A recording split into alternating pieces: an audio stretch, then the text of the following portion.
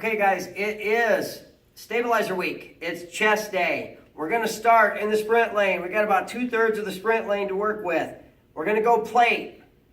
As heavy as you can handle. We're going to hit 5 presses right here. So all I'm going to do is I'm going to hit 5 presses with my plate. Go as heavy as you can on the plate. I come up right here. I'm going to sprint down to the other side. There's another step over there. Go back down. Hit your 5 presses once again. Come up. You're just going back and forth.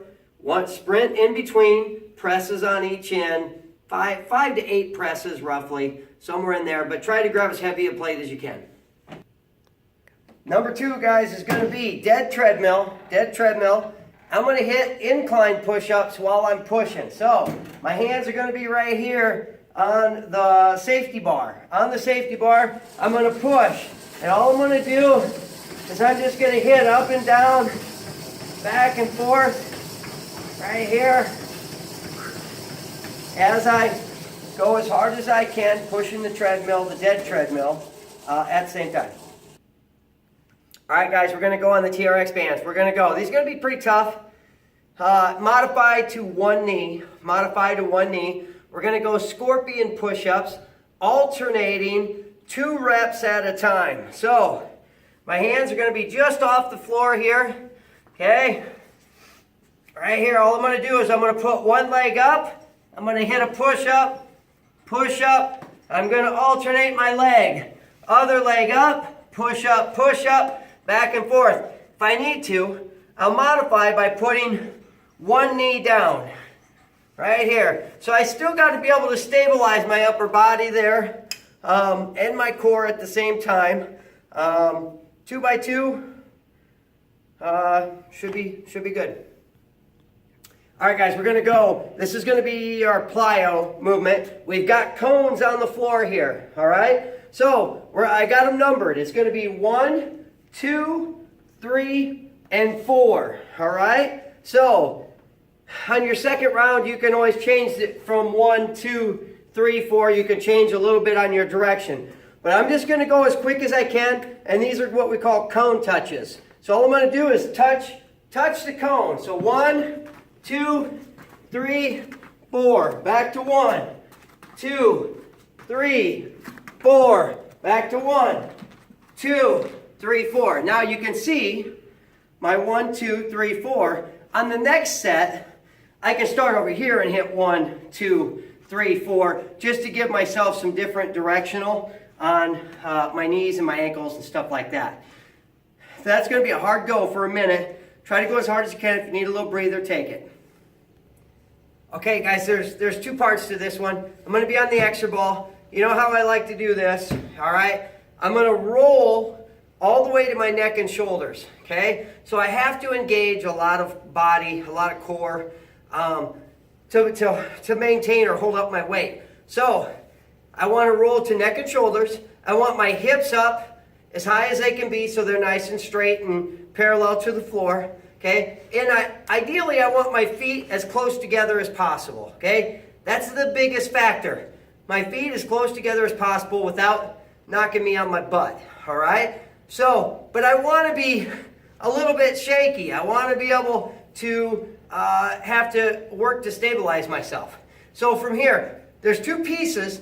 We're going to go 10 normal reps, okay? 10 normal reps from bottom to top. Then we're going to hit some isolation to finish, which I'll show you. So I'm going to go neck and shoulders, hips up, feet as close together as possible. I'm going to hit my 10 reps, probably medium, somewhere between medium and heavy dumbbells. Right here, I hit my 10. And then I'm just going to finish with isolation reps right here, where I hold them up and I bring them down one at a time, trying to stay as tight as I can with my body and trying to balance. Okay? 1 minute go, 10 reps, finish with the isolations. All right, guys, we're going to go jump rope push-ups. I'm going to go as hard as I can on the jump rope for 10 to 15 cranks, all right? Then I'm going to drop down. I'm going to hit 5 push-ups real quick. I'm going to come back up 10 to 15. So right here, I'm going to go as quick as I can for 10 to 15 reps. Okay, boom, I put them down. Right here, I knock out 5 push-ups. If I need to, I'll modify to my knees.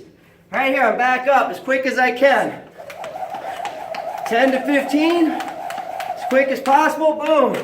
Back down, hit my 5 push-ups, back and forth for a minute.